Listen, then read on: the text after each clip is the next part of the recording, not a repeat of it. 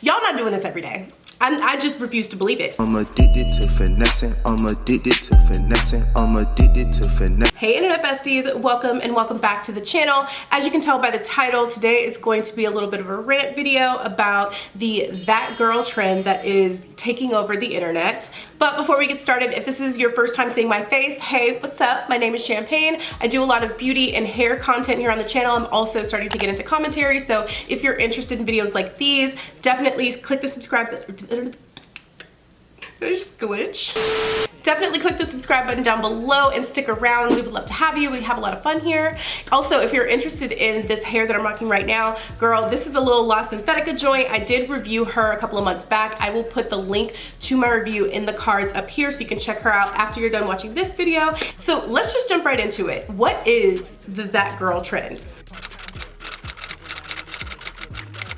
It's basically the girl who has her all the way together. I'm talking this girl's waking up at 4 a.m. every morning doing cardio, drinking green juice, doing whole ass 25-step skincare routines after the green juice. Then she does a full face of makeup before heading out the door to her conveniently vague tech job where she makes 6 figures for doing like 4 hours of work. Yeah, that happened. That's who I'm talking about. So I did a little bit of research and I couldn't find like the official origin of the that girl trend, but I do know that it's been something that's been like skyrocketing on TikTok lately. By the way, shameless plug, if you're not following me on TikTok or on Instagram, go ahead and click the link in the description box. I have my TikTok and my Instagram linked down below. It's the same handle, the Champagne Renee. I promise I'm not having a Kanye moment. Like, I am a god. Literally every other variation of my name was taken, so here we are. It's the Champagne Renee. It's me. Hi.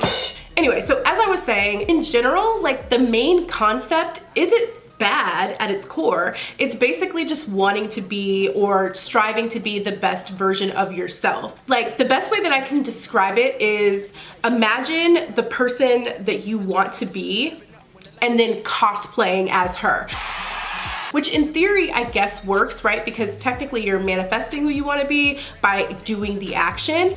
But like most good things, as soon as it hit the internet and went viral, it immediately got toxic. Like, I don't know, maybe it's just my algorithm, but I have been swamped lately with perfect BBL girls in their Lululemon leggings, drinking green juice at 4 a.m. and I just cannot. Like, honestly, it has to stop. And I know you guys may be thinking like, Champagne, it's only toxic if you make it toxic. But to that I say, what happens when the best version of you still isn't good enough? And by good enough, I mean like good enough in society's standards. I know that we would all like to believe that we're immune to the pressure of like societal norms, but we're not immune. Look, you can lie to yourself as much as you want to, but you know that I'm right. What happened when we found out what BBLs were? I'll wait. And I think too, that's the reason why so many of us were triggered by Kim Kardashian's recent comments. If you're not familiar, this was Kim Kardashian's advice to businesswomen in a recent interview that she did. Get your fucking ass up and work. It seems like nobody wants to work these days. That's so true. Like, Kim, there are people that are dying. And speaking of strong black women, I'm sorry.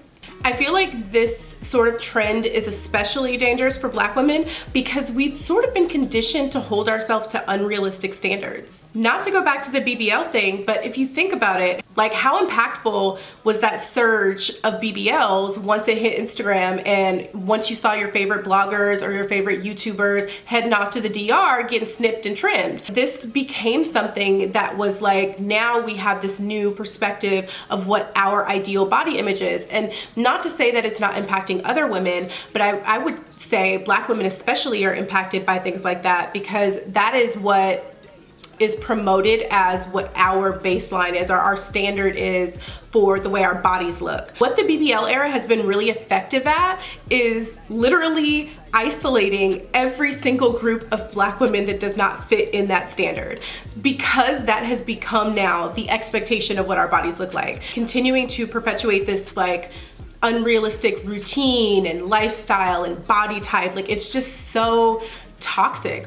And it's just kind of feels like the The deck is stacked against us because, again, like as we have new trends within the Black community, it's just like an additional stack of hay on top of our backs to say you need to also be more feminine, you need to also be more submissive, you need to also be more modest, you need to also be not proud of your accomplishments, either educational or from a career perspective. Thick but not too thick because then you're fat. Live in a luxury apartment and start your own business, but don't think too highly of yourself just because you started your own business, and don't you dare make too much money. Like it's ridiculous. And women as a collective experience that, right? That like shifting and bending to mold to whatever society standards are, expectations are at the time. And whether or not you believe that you do, at some point we all have, whether that have been like in your adolescence or now, at some point you felt like you had to either perform femininity in a certain way or behave in a way to be deemed attractive or acceptable or appealing.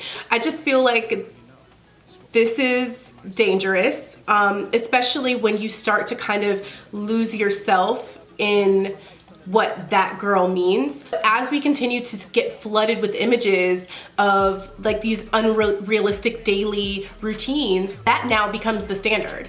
And if that's not who you really are, it's another trope that you're trying to fit yourself into. I'm just calling it like I see it. I think too, a lot of these routines, it's like the privilege that you have to even iron out that much time in your day to do these extra things. Like I wanna see a that girl trend where you wake up and you do the laundry and you wash, fold, and put away in the same day. That's that girl, okay? That to me is like, that's my highest self that I'm trying to get to. Large majority of these women who actually are doing this every day, which by the way, I don't think most of y'all not doing this every day. I just refuse to believe it. It's not sustainable long term for you to continue to work at that pace without a break, without any like grace. You have to give yourself grace. As Black women, we're not good at doing that. And I think also too, like feeling your feelings, because another luxury that we don't have as a group historically is being able to actually feel our feelings. In addition to the extreme pressure that you have just as a woman in general to fit into these like very rigid standards, you also have the additional stress of not being able to express yourself when you feel frustrated or trapped, because now all of a sudden you're the angry Black woman, aggressive, hard to get along with, masculine, as soon as we decide to feel and voice our feelings. I think we saw it a lot with even going back to like the natural hair movement, right? Like the natural hair movement, woo, we all got on board. We were like, yes, love yourself, love yourself. And then it became super duper toxic, where if you had a weave in, natural hair community wasn't gonna accept it. If you used heat too much, oh no, natural hair community won't accept it. Coloring your hair, you're putting chemicals in your hair. Like you can't be pure enough. And then it became like this divisive, like texturism conversation where now we're highlighting like your hair has to be curly and kinky enough to be a part of the natural hair community, but it can't be too curly. We don't want you 4C, we want you somewhere in the 3B range. Like it just continues to, like we take an idea that seems to be really good and then we get so hyper specific until we get to the point where we are trying to be the same woman. All of us are trying to be the same, that girl. It's just, there's just one of them. I don't know who she is. She is the equivalent of our Neo, the one, okay, in the Matrix, and there is no other, but we can't all be her. You have to be the best version of you, not homegirl on TikTok that can put both of her legs behind her head, okay? I'm not flexible like that. I can't even do a full squat at this point right now. We are setting ourselves up for failure, and I wanted to make this video just to let y'all know, like, hey, you don't have to be that girl. Don't have to be. And honestly, like, who's gonna fight you?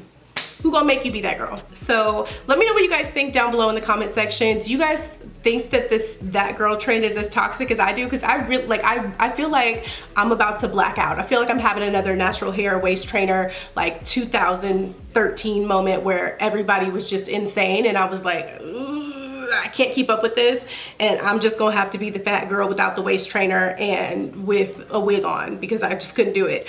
Let me know what you guys think down below in the comment section. Give this video a like if you are interested in more commentary videos from me. And if you made it all the way to the end of this video and you are new here, go ahead and click that subscribe button.